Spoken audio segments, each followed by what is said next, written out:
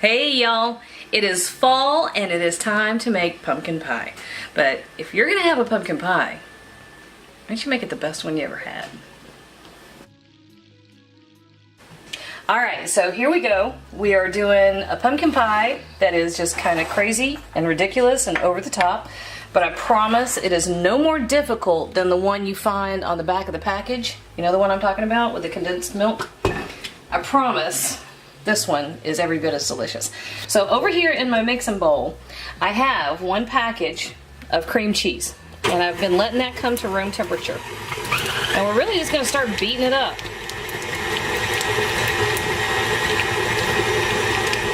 See, I had nothing to say. That's how easy that step is.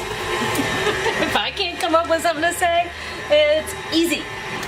One thing while you're making this pie, constantly stop and scrape down the bowl. There's your other rule. All right, so over here we've got two cups of pumpkin puree. I'm trying to talk louder so you can hear me over the mixer. All right, so 2 cups of pumpkin puree. Now, I know I made fun of the recipe on the back of the package, but canned pumpkin is actually a really high quality product. It is no problem, you can use it.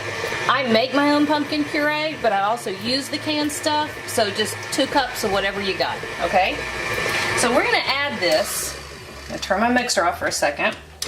You wanna do your cream cheese until it's nice and soft and light and fluffy and all that.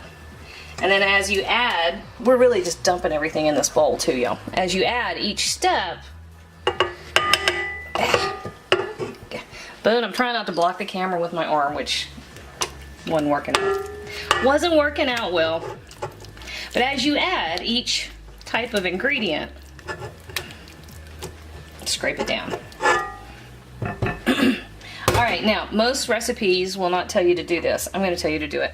This is a teaspoon of kosher salt. If you use table salt, use about 1/3 of a teaspoon. Add it now because you want to give the salt plenty of time to dissolve. Now then, this part's going to take just a few minutes. The pumpkin and the cream cheese don't really like to combine. We're forcing it like a bad blind date. So why don't you turn that off and we'll be back. Cut. Alright. So that's our pumpkin and our cream cheese. And to this, we're going to add 4 ounces of melted butter. That is half of a stick of butter if you're in the US.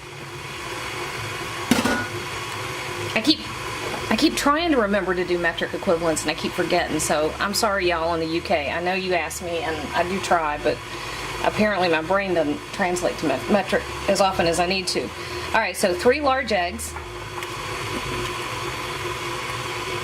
2. 3. I have a kitchen scale now. I really did. I am trying to do that. I got a kitchen scale. I just can't remember to make it happen. Alright, 2 teaspoons of vanilla extract. This is 2 full teaspoons of ground cinnamon, 1 teaspoon of ground ginger, and 1/2 of a teaspoon of ground cloves. We have one more spice we're going to add, but I like to do that one a little bit differently. So we have fresh nutmeg.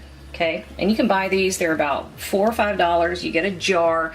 It's enough to like pass on to your grandchildren. I swear, this is like heritage. Well, not that one. Now that I've dropped it in the floor, I was gonna say they last long enough. You'll have them forever. That was only about half of a nutmeg left, though, so I guess it's all right. But they come with like 90,000 in a jar, right? So boom, that's part of your inheritance. You're welcome. Alright, so fresh nutmeg really almost tastes like a completely different spice than the dried stuff or the pre-ground. Here, Boone, you and I swap spots. This is a microplane grater. It's great. There's nothing like it for lemon zest or mincing garlic or grating nutmeg. They're about $10, so go ahead and splurge. And we're just doing a little bit. I'm going to tell you 1/8 of a teaspoon. It might be a little more than that. Maybe 1/4 of a teaspoon. And the fragrance, smell that, Boone. Boone raised his eyebrows. That's a giant emotional response for Boone. Now he's crossing his eyes to crack me up. Alright, so we're just scraping down the bottom of the bowl since we got our beater. Jeez. Good grief. We have our beater bar lifted. Okay, last thing. 3.5 cups of powdered sugar, okay? Right in here. And then we're going to mix very slowly so we don't have a powdered sugar explosion all over Boone, which I would find hilarious, but I would lose my cameraman. So we go slow and lean back. No mushroom cloud. We're doing all right. All right, that's going to sit here and just kind of come together. I'm going to grab our pumpkin pie shell.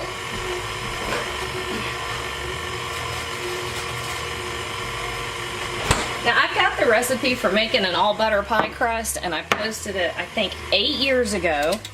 I promise y'all, I will get it reshot relatively soon.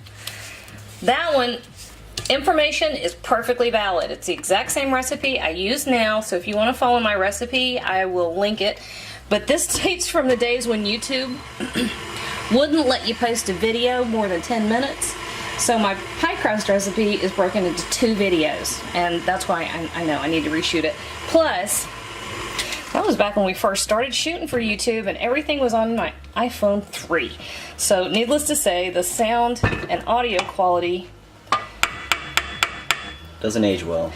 No, that's not something, yeah, that's not something you want to keep heritage. I sure was skinny though. That part's alright. Alright, into our pie shell. And you end up, alright, here's the thing. You don't have quite enough for 2 pies. I, honestly, I'm going to give you my admission here. I couldn't find my deep dish pie plate. So I'm going right up to the edge. I'll probably have just a little bit too much because I wanted a deep dish pie. I'm not going to get a deep dish pie. Actually, that's not so bad. See, we only have, what, half a cup left over. All right. If you have a deep dish pie shell, use that. This, guys, I have an oven set to 400 degrees. I'm going to put it in for 15 minutes at 400 degrees. Then I'm going to knock it back to 350, and I'm going to go the rest of the time. We're probably looking at... This oven has relatively new oven. It's actually pretty accurate. I think that's also because it's gas. So I'm probably looking at an additional 35 to 45 minutes, but I'm going to time it so I can tell you all, although your oven may be different, so I may only be telling you what works for me and not you, but I hope not. All right, 15 minutes at 400, then we're cranking it back to 350. Cut.